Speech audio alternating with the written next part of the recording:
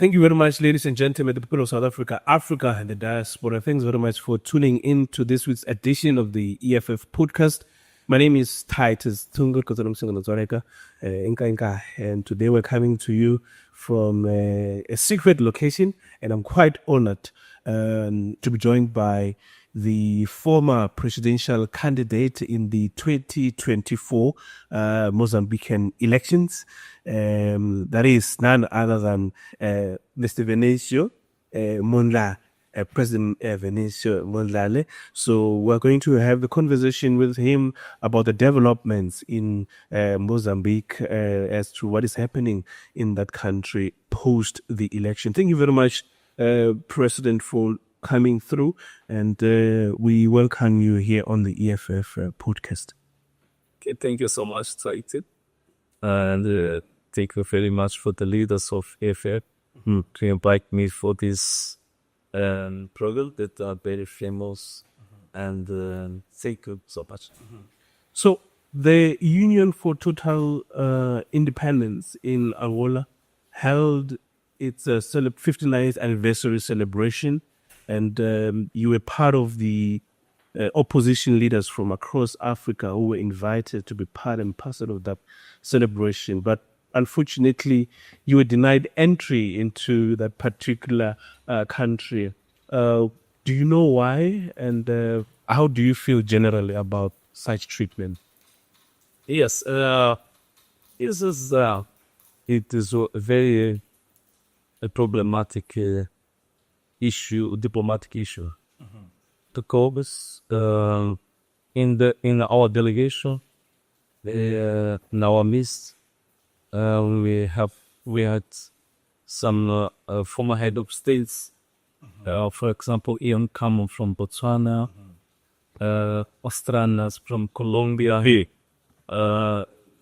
senators from Kenya, member of parliaments, and what happened there is a problem of the regime. The regime of MPLA, it is similar with the regime of Frelimo in country. They refused us to enter, and they didn't give us an explanation or fundamentals of his decision, and we were deported to Johannesburg, and we are here until now. We don't have any explanation of what's happening in Angola. But this is about your age. Even Mozambique, the violation of the human rights are in a very high level. And Angola is similar. Unfortunately, this is... I make a proposal for this day that we was refusing to be declared of the National Day of the Shame of the World. Absolutely. Yes. And when you look at that predicament, we look at the issues of visas in Africa. Are you perhaps of the view that we should move towards a visa-free Africa where people can move freely across, the continent? Yes, I agree. Because even in Europe, it's Schengen. I mean, the people move freely, and there was no reason to block us to move freely about the visa. Because if you want to avoid something like crime or something like that, the more sophisticated people are the criminals. Absolutely. Even with the visa is impossible to stop the movement of the criminal because of the visa.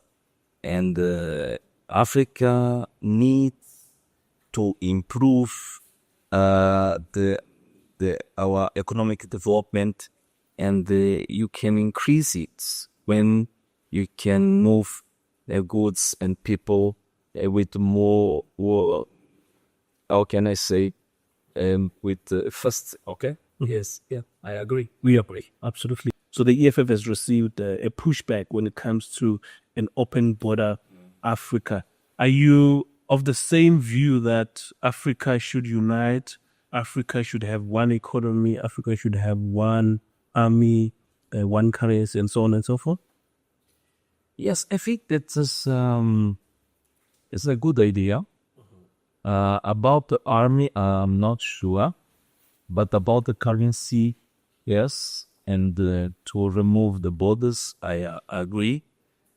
Maybe what is necessary to see before is the regulamentations of this agreement is important. Even in Southern Africa, for example, in Angola, the Mozambicans don't need visa to Angola, and we have fought immigration agreements between Mozambique and Angola. But the problem is, even with the regulamentations of these issues, the regime don't got perspectives. But in generally, I agree. I think that's a good idea. What we must do is to go deep in terms of regulamentations to avoid something like a Babylon. Yeah, but it's a good idea. Absolutely. Perhaps let's dip into the history of Mozambique and how the liberation struggle has been abandoned in that country. The legacy thereof. Do you think Frelimo has made mockery of the ideals of the former liberation movement, the ideals of the likes of Samora Machel, who promised the people of Mozambique that the new government, the anti-colonial government, is going to fight and eliminate all phases of colonialism as well as underdevelopment. Perhaps if you can just give us a brief background of Mozambique and how the liberation struggle has been abandoned. Yes, if I understood your question, I can say that now we have a new type of colonialism. Before now is this new type of colonialism have the differences it changed the color of the colonialism, but in fact now we are with this regime of the liberations movements, we are almost slaveries, because in terms of the indicators, economic and social indicators, we now, as some countries, we are worse than 15 years ago. And for example, Mozambique, in terms of the freedom of speech, in terms of education, health, and yeah, we are worse than before.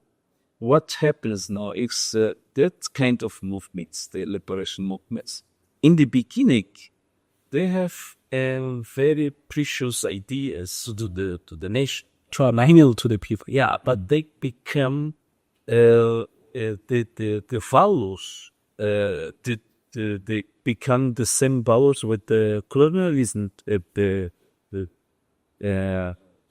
periods, and now, for example, Mozambique, we have got something like 30 years with democracy, but then every elections, we have got fraud elections, and the crisis, post-election crisis, and the problem is the same: fraud elections, the violations of the human rights, something like that. Even me, I suffered 3 attempts against my life, and this is the pitch. And I believe that we have got a new type of colonialism with the other color of the skin, but it's a new type of colonialism.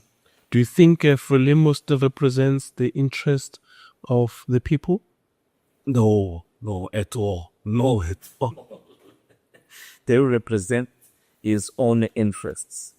And what is, to me, do you know, Moçambique now is one of the most wealth countries world there in terms of oil, gas, diamonds, rubies, minerals. But we are among the 5 most poorest countries of the world. And this doesn't make sense. They've got everything to develop, to assure a good life to the people of Mozambique. But the corruption is very high. The crime is very high. Even with the drug traffic is very high. This is very... now they have got a new values. And this new values is a values like a mafia. Yes. In short terms, I can say that they don't represent the interest of the people of me. And of course, you ran as the presidential candidate ahead of the elections.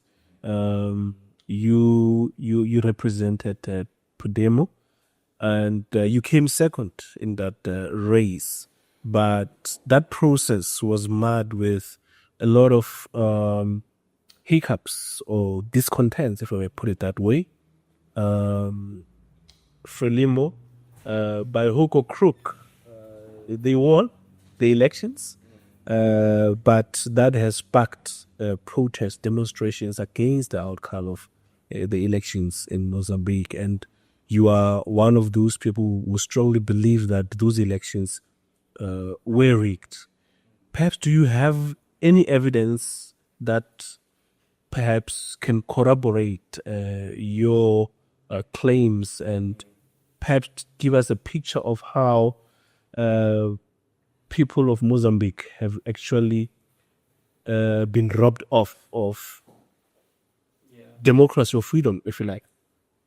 Okay, you're speaking about the evidence that to support that we win the election. Yes. Yes, we made both guys there. Dinesh he was the coordinator of our lower teams that made it the appeal to the Constitutional Council, and we submitted the evidence that we won the elections. And in that time, we challenged the Constitutional Council to instruct the Frelimo to submit the evidence. Frelimo never submit any evidence during 30 years. Yeah, but they say they win, and that we submit this appeal with more than 100 pages. Okay. And 300 kilos of evidence. And we submit to the Constitutional Council. And the decision of the Constitutional Council is not based in the law. It's a political decision. And even the observers of Africa, Europe, they agree with us that the Constitutional Council and our electoral commission, they make a political decision, not the decision based in the law. Yes, but they have our appeal there. They didn't answer our appeal. What they did is only to decide to give numbers to parties without, how can I say, they don't support the decision according with the law. Yes, it's the problem in Mozambique. Yeah. Talk to us about your relationship with Podemo. Yes. You were the presidential candidate in the election, and you represented Podemo. Talk to us about that partnership. Yeah. Now we are split. It's okay. It does make sense. Yeah, now we are split now. We are divorced, course. What happened is during the demonstrations, in the beginning, we was fighting, we was struggling to achieve the electoral truth, Okay. or electoral justice. During this time, the regime used the police to shoot people, and we had something like 400 people assassinated by the regime. And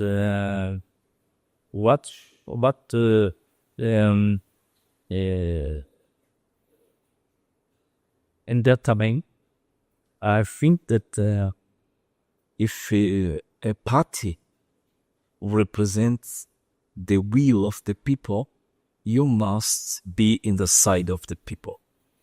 And what happened, Podemos, the leader of Podemos, he was very worried to take office in the parliament because he is plenty of privilege, salary, something like that. And we said, this is not the time to speak about take office, about the positions in parliament. It's time to be in the side of the people. And they prefer to be in the side of the privileged. That's why we don't see other way and we split, we divorce. Yeah, it doesn't see eye to eye anymore because they decided to sell out the struggle for the people. And we heard that they received some money from Frelimo to take off. That's why they was very worried to be there very fast because there is a professor in Moçambique. He is the leader of one of the biggest organization of the women rights defense, and he submits it denounce in general attorney, and they say that the leader of Podemos received money for Frelimo. Something like is 200 million meticals, almost $3 million. Yeah. And we, even me, I was doubt about this, and take a phone and I call to the professor and say, are you sure they received this money? He said, I've got all the evidence here. And ironically, it doesn't make sense, ironically, the Frelimo, they pay him and they send to me the evidence. Yeah, I said, I've got all the evidence. This guy received money to take office in parliament. Okay. Yeah, and then when we joined all of these things, we decide to split. Now we want to set up a new party that we'll call it Anamalala. Anamalala. Okay, we're going to talk more about that because that also addresses, or it will give us a picture of how we move forward. But now I want to understand, why did you agree to take up that position to run for the election in partnership with Podemos? What was the struggle, or what did you want to achieve through that partnership? With Podemos before the split, yeah, before the split, yeah, ahead of the election. Why did that go? Yeah, I feel that we had a choice because we had another partnership in the coalition called the CAD, in Portuguese, Coligação Aliança Democrática, something. How can I translate to English? Something like Democratic Alliance of Moçambique. This, because when they know that coalition was growing in the very high level, they deny this coalition to run in the elections, and we was very close to the campaign. We had something like 2 weeks to the campaign. Then we need, even if I declared president of Moçambique, we need a bench in parliament to support the government. Okay. That's why in that time, in 2 weeks, we make agreement with Podemos to have a support in parliament. Yeah.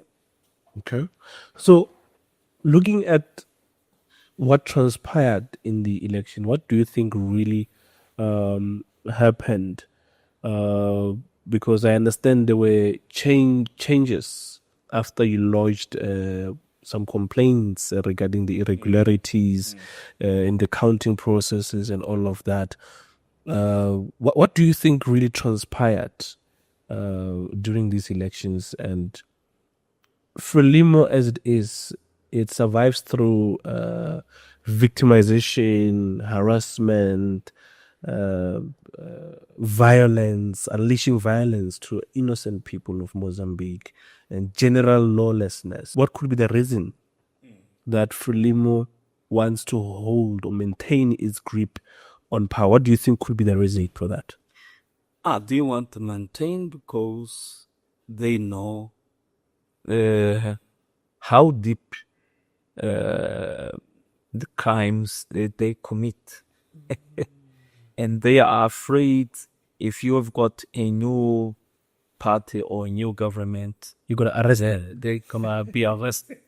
Yeah. They are afraid of that. Yeah. Because now they are very rich. They've got the money, a lot of money. Yeah, and it's impossible. Ill-gotten money. Yeah, they've got a lot of money. But now they are afraid of what can happen, injustice, when the regime change. This is the main reasons to maintain them in power. Yeah. Could you just give us a picture of how the protest started? The protest post the election. What really sparked that protest? And what was your role? Which position did you take in as far as protests flared up in Mozambique post-elections? Yes. First of all, let me explain you in one word what is the picture of the fraud election. Okay. Because in last 30 years, we claim a fraud election in Mozambique, but the problem is when the people vote and we begin to count the votes, there is different stages until the Constitutional Council announce the final results. And sometimes it can take 1 month, 2 months. In these different stages, they change the primary results. And this is the problem. The time that we took until the announcement of the final results. And while taken, and before the demonstrations, my particular lawyer and the national representative, mandatory national representative, called 𝐧𝐜𝐢𝐨, very courage man, he is a lawyer. He began to collect evidence to prove the fraud elections. In October, they know that 𝐧𝐜𝐢𝐨 is very close to disclose how the fraud election happened. And they prefer to shoot him. They keep him with 25 bullets in his body. This is the first day that we decide to begin the protests. And 2 days after, when I invite the international and national journalists to deliver an interview to explain about this assassination, the police shoot me and the international journalists with tear guns. And they have got videos that are viral. They shoot us on that day. And many leaders of the human rights organization advised me to leave the country because they knew that the government was preparing people to assassinate me. And that day I decided to go abroad, and I used the border of 𝐧𝐜𝐢𝐨 and to cross the border into to South Africa. I stay in southern Johannesburg something like 2 weeks. And That is in October. Yeah. Then in November, I went to Germany, and then to Dubai, then to Qatar. Then I returned to Africa and Nigeria. I returned to Qatar again, and 9th of January, I decide to return to my country without any guarantees. It's correct, without any guarantees, because I sent many letters to embassies, to the UA, SADC. They didn't answer me to assure me to return to my country safely. And I returned to Mozambique on my own risk. That's why when I arrive in Mozambique, 9th of January, there is a big crowd in the airport waiting for me. And the police shoot the people, tear gas. They use violence against. You make the announcement that you're coming back? Yes, I make an announcement. And they kill 3 people in this 3 person that day. But during the time that I was in exile, was the time that the demonstration was very, very high. And that time I used my telephone to give the instructions to the people While you were in exile. And during 3 months, it was a cell phone. Yeah. Yes. To give marching orders. Yeah, to instruct people what to do every day. This is, I think, that as the first historical example that someone can guide people to make demonstration during 3 months using a cell phone in exile. Yes. But even me, I was surprised with this because I didn't believe it can be possible, but it happens. By the grace of God. By the grace of God. Yes. Yeah. Because I'm a man of faith. Yeah. That's why I really believe in that. You know, other things. That's why the regime, they're trying to kill me because they know that they don't have a social support now in Mozambique. And when I returned to Mozambique, they said, and now everything is over. Venâncio is now in Mozambique, and the people are tired. But I began to make visit some provinces and to visit people that was injured, with people that was murdered. And that case, when I arrived in the airport, I was received by a big crowd. Sometimes 40,000 people receiving me in the airport without announcement. Because when I arrived in the province, I don't make any announcement. But we have got many videos there. The 40,000 people receiving me there, take me to the airport. This is the problem with the regime, because they don't have a social support. Yeah.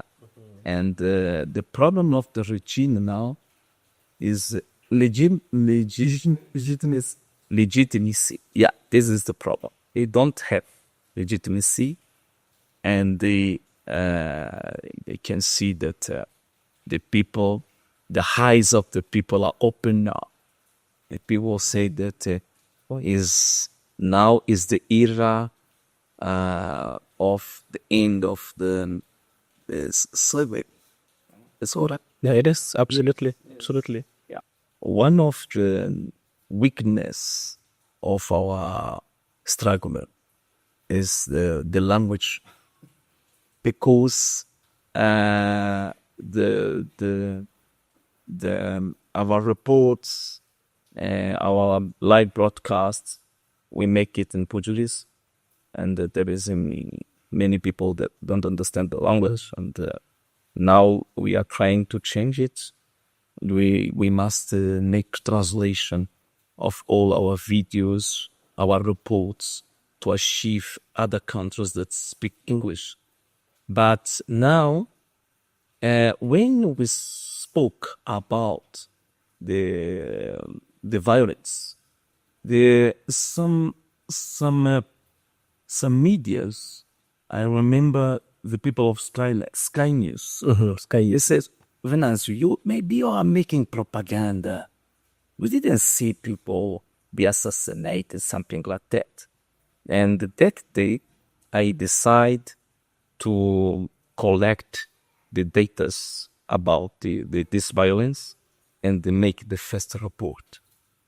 And in my organization, in our political project, I have coordinators, representatives in all the province, districts, and when the regime see that they don't have a social support, even in the court, they try to manipulate the court, but they say they know that they was defeated. They begin to use a high violence against my organization. They kidnap my representative, my coordinators. They kill them. They begin to use even masquerades, putting people after they kill, they put in masquerade. And when I explain it to Sky News, they say, you are making propaganda. And I begin to collect the data. I make a trip to a province of the center of Moçambique called Tete.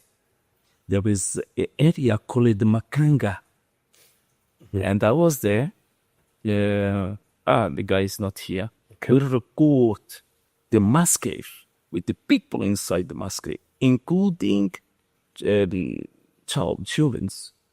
In the Makanga, we find 8 people, a masquerade that we record with videos with 8 people inside, and including 2 children, one of them 14 years old, and another one 16 years old. Then I make interview to the families of that people that was in masquerade, and we translate it, and we show to the world. Then the people of Sky News, they call me and say, yeah, you are right. We see the images, the situation are very bad. And now they continue to kidnap my people, to assassinate my people. And now we have got a report, the last report. In my organization, we have got something 400 people that was victim of the violence of the police, including 45 people that was assassinated by the police, shooted by the police. And this report we submit to the General Attorney and the Minister of the Interior. That's the piece.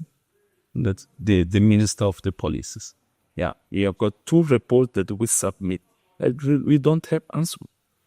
Yeah, this is what happened in Moçambique. Now because what we do now, we decide, when I return from the exile, I decide to establish a shadow government to monitor the government and to set up the alternatives, public policies. And this is our target. And they understood that we surrender, that we are weak. That's why now they are persecuting us, kill our people, because they know that we stop to instruct people to continue with demonstrations. And now this is the situation now. And now our target is to show the world that now we are in the situation are very bad in Mozambique. Yes. That's why I accept this to make this interview here in this podcast. Even with my poor English, that will make every to use every effort to deliver this message. No, don't feel ashamed, Mr. President, because this is the language of the oppressor. So we don't have to glorify it anyway. In fact, we're doing them a favor. We should be. I have no idea. Your proposal is to use Swahili. Swahili as an our language. Yes, absolutely. So now, let's go back to the nature of the protests and its ramifications on the ground. Quite recently, your convoy came under attack and lives were lost as well. What is the current status quo in Mozambique? Are the protests continuing? And what is the message, or what has been the instruction to the protesters? Is the protest still continuing? And what is your take on the recent attack on your convoy? Yes. Yeah, this is something that is very difficult to understand, because when we do the marches with the people, when the police are upset, everything is going well. Without injuries, everything's okay. But when the police are close, we have got many problems. People assassinated, people injured, and then I don't understand. 5th of March, I was celebrating with people, singing, dancing, and the crowds begin to grow. People joined us, and they see in our live broadcasts, and they see the crowd is growing, and they try to stop us. They sent police there, and the police begin to shoot us. Even in my car, they shoot live bullets against me. One of my guys of communication, they was injured in the head with one bullet, but he's alive. And I don't understand what happened with these guys. And now they believe that they can solve the problem of the Mozambique using guns, using weapons. And they don't want to go to the table of dialogue. They only use guns. But now, our message now is what with this project of the shadow government, we make proposals of the public policies, how to solve the problems of the people with the specific proposals. This is our focus now. This is our target now. And we don't instruct people to continue to make demonstration. But what happened now, due to the violence of the regime, the people begin to make some demonstrations even without my instructions. And now the people block the roads. And this is affecting very affecting the economy. That's why the regime are very angry because the people now are using a new strategy, very intelligent strategy. They don't fight directly with the policy, but they block the roads. And the economy now in Mozambique are in very bad stage due to this new strategy of the protesters. But we didn't give any instruction to do such things. But the people are doing this like, how can I say, a response of the violence of the police against the people. They are trying to defend themselves using this strategy. Yeah. Mm-hmm. And there is a political dialogue that has been proposed by the sitting president of Mozambique, 𝐧𝐜𝐢𝐨, but it has excluded opposition leaders like yourself. And I guess Prudevo could have been invited because they've already sold out. Yes. But now, how do you feel generally about the exclusion, your exclusion, or you being excluded from the conversation that talks about the political crisis post the election? Yes, what happened, they know that I won the election, and they know that I have a very strong support among the midst of the people. That's why they prefer to split me and to make agreements with the four parties, but they know that these four parties are very weak in the midst of the people. And they are. And which are these parties, by the way? Renamo, MDM, Podemos. And here we go. Yes, Podemos and Nova Democracia is a new democracy. It's four parties. But these four parties now, they don't have. They are very weak in terms of the social support. That's why Frelimo prefer to make agreement with them. Yes. Yeah. Okay. And when we talk about the dialogue regarding the election outcome, in your view, which direction should Mozambique take at this point in time, considering the social, political, and economic structure of Mozambique? Yes, what I said about the dialogue, during this 30 years of the democracy in Mozambique, we had many agreements. But what happened is that the agreements are focused on how to share the position in parliament, in government, and privilege, something like this. And I felt that the people was, how can I say, they don't consider the will of the people. They don't include in these agreements what the people claim. And I say, I don't want to be a part of that paradigm of agreements. And I get then my opinion.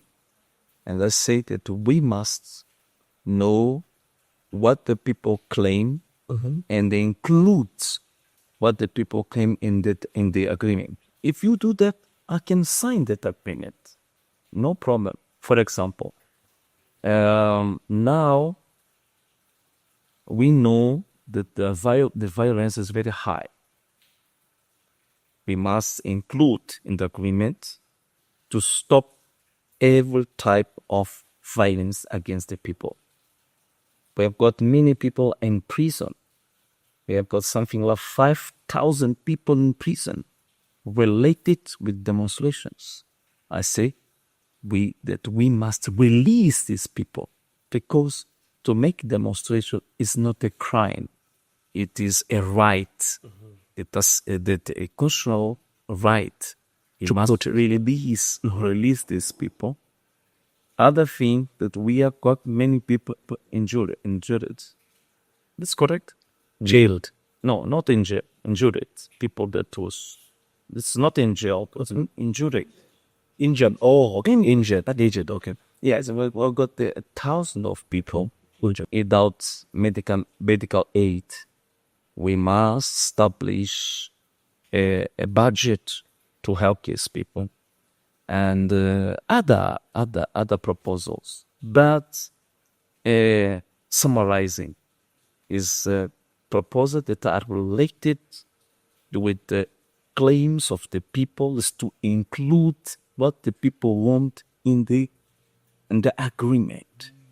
During 30 years, they never do something like this. This is the problem. That's why they don't want me there. Because they don't want to include what the people are claiming. This is the problem. Yeah. Okay. They want to share positions. They want to share salaries. They want to share benefits. Yes. Do you feel used by Podemo? No, I can't say such things. It is agreement, and I signed the agreement. I must pay the price of the markets. I can't. They betrayed us, but I think they betrayed. In fact, they betrayed the people, not us. Yeah. Mm-hmm. Yeah. And why do you strongly believe that you have won the elections already, or you are outlining the fact that you have the social support, but considering the numerical support is contradictory, in fact, it's contrary, but you strongly believe that these are doctored numbers, these are numbers that were rigged. What makes you strongly believe that you have won the elections? Do you have any evidence of people who have voted for example, Podemo, or to support you as the presidential candidate, just to give us the picture of how that victory looked like or looks like? Yes, I had the experience of to make a standard of to count votes with a parallel structure. It makes sense. Yeah, it does. Yes, we established a cabinet with machines that we can count the votes online. Mm-hmm.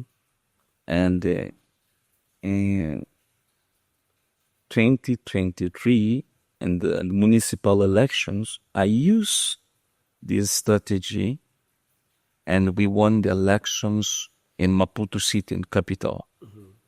And I took this experience to the general elections, presidential elections, and we count the votes, and to 48 hours we had the real results that we get 53%. And these results, until now, we have got this evidence in papers, and we have got this evidence because we scanned all the evidence and we have got in our computer. After this, this the stage, following stage, the Frelimo begins to change the evidence. They manipulate this. They don't use the real results. They use, how can I say? But we have got evidence on paper, on computers. We have got evidence. Mm-hmm. Yes. What was your ideal aspirations in line with obviously the aspirations of the people of Mozambique? What did you want to achieve for the people of Mozambique? Mm-hmm. What kind of a Mozambique would you want to live in? Yes. Yeah, this is very good questions. Very interesting. Okay. First, we must reform the state. To reform the state, what I want to say, we want the rule of law to guide our country, and we want to assure that the judge, the parliament are independent, the government are independent, and the judge are independent. And we don't want that a party that are in charge can manipulate the justice, can manipulate the parliament. There must be separation of powers. Separation of power. We must assure it is the justice, separation of power, and to end the partition. It's partition of the state. You wanted the partition of the state. Then we have an idea of to reform the tax policy, because we have got a lot of mineral resources, natural resources. What do we want? The taxes to develop people on the ground, not to feed the corruption. And I think if we assure these two pillars, it's easy to develop other sectors of the life. Like, for example, we want a free education to the people. And what we don't need to pay to education, because we have got a lot of natural resources. Pay the health. We want free health to the people. Yeah, this the Mozambique that I dream. And I believe that in the period of 10 years, we can become one of the most powerful countries of Africa and the world. Mm-hmm. Yes. What do you think makes Frelimo to do things that are not in the interest of the people? Because this is the former liberation movement, Yes. which has made promises to the people of Mozambique, and its former leaders hoped that this new government led by Frelimo will usher in economic emancipation to some extent, but this happens to be contrary, and their ideals seem to be equally betrayed. What do you think are the drivers behind this? Is it because the change of leadership? Was it the same type of Frelimo under the former president Nyusi? Mm-hmm. Yeah, this guy, they corrupted themselves, and they changed the values. All of this, because the money, they are being guided by the money. You know, the Bible say that the money, the love. When you love money, you are in the right way to go to hell. The love of money is the root of all evil. Yeah, and they are corrupted, and they are being guided by the money. But other things, they are supported by the international community. Yes, because without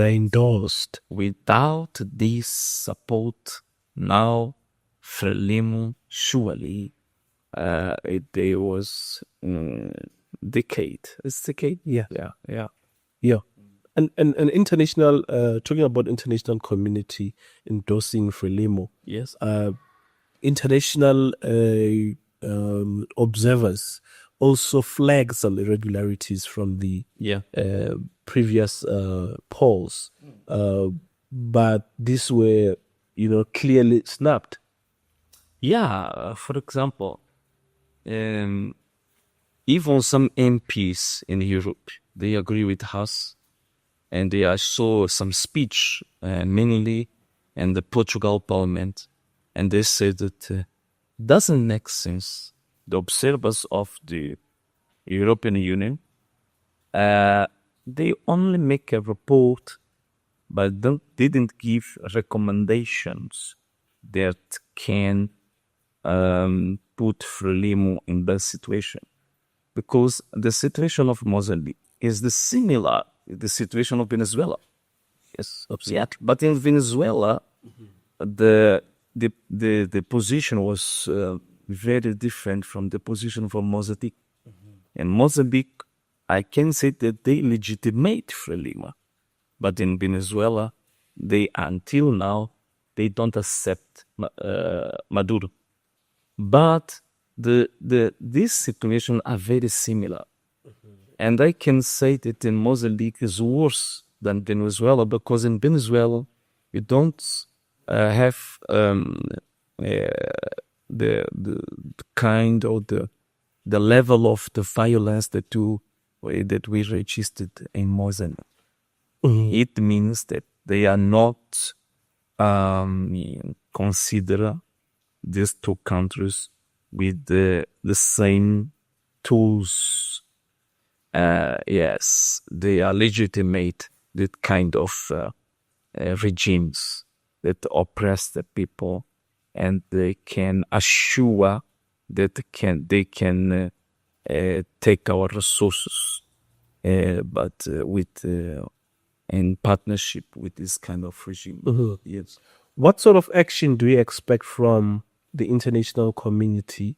South Africa is also part of the SADC countries. It's got diplomatic relationships with the Republic of Mozambique. What sort of action do you think South Africa should be playing alongside other, international community? Yes. Yes. Unfortunately, in Africa, these two organizations, SADC, UA, they are not relevant for that kind of conflicts. Even in the DRC, you can see that we are very big. Our organization are very big, and our organization is they function like a club of friends that not prioritizing the wills and the benefits from the people. They defend themselves. That's why even South Africa, I think that they had a big opportunity to play a very important role, to be a country to mobilize other countries to make mediations of the conflict in Mozambique. But South Africa didn't do that. South Africa always were with the problems of the border of 𝐧𝐜𝐤𝐳 to assure that the minerals that are crossing our border to the port of Maputo can cross without problems. Only this. But the problems of the people, the violation of human rights, we didn't see any fee from the government of South Africa. Yes, it's the problem. Absolutely, it is. And are you planning to launch another bid to overturn the election outcome? What's next? What's the way forward? What do you think should be the lasting solution regarding the conflict in Mozambique? Contest these results. Okay. Yes, what is the way forward? What do you think should be the way forward? Going forward, what must happen? Where are we now? There is some strategies that I can share now. Okay. But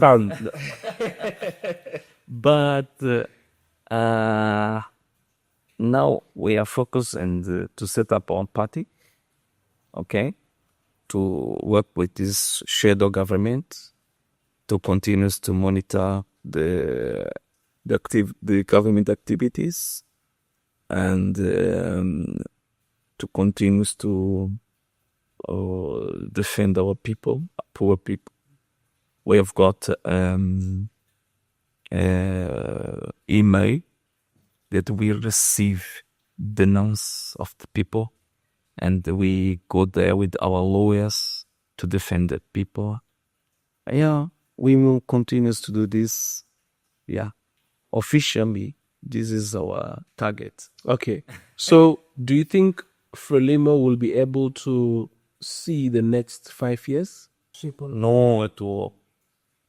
Even this mandate is correct. Yes. Yeah, I think that they will not end this mandate. I've got a doubt. I think that in the middle they might take over. Yeah. Yeah. Okay. They will renounce.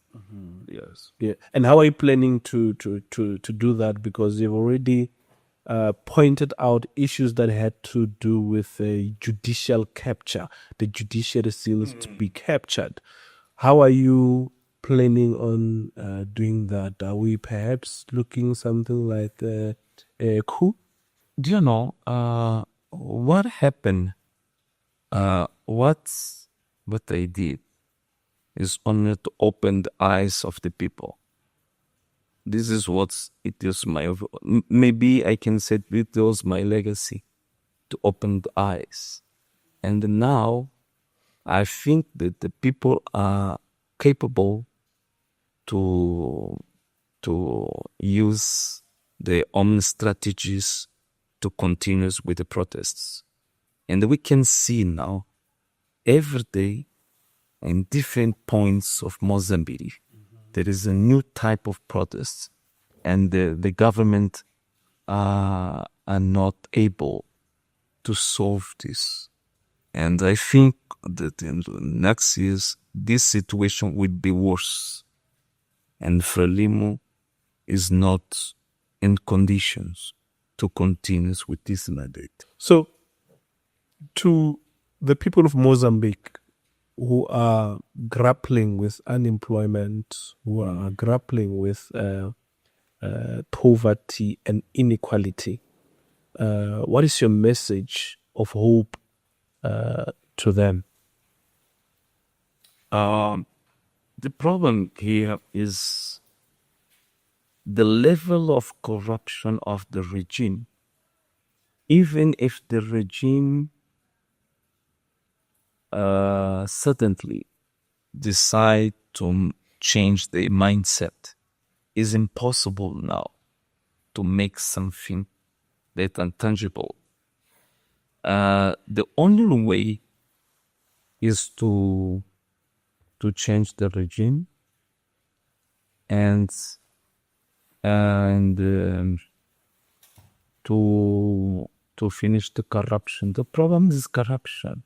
What we have in Mozambique is corruption. But if we manage the exploitation of the natural resource with the transparency, with the integrity people, we can solve many problems of poverty, the employment, something like that. Mm-hmm. And we are able to be the next government and to give the people this new era, this new hope, this new dream. Yes. Thank you very much, President Venâncio Mondlane. Thank you so much. Thank you very much. Hi. Please be safe. Please be safe. We'll put you in our prayers. Amen. And everyone who's protecting you, may they continue doing the great work. Thank you very much for giving us the opportunity to understand what is happening in the Republic of Mozambique. Amen. Well, thank you very much, ladies and gentlemen, for tuning into this week's edition of the EFF podcast. We've come to the end of the show. My name is Titus 𝐧𝐚. I can tell you meet again. Good. Kanimam.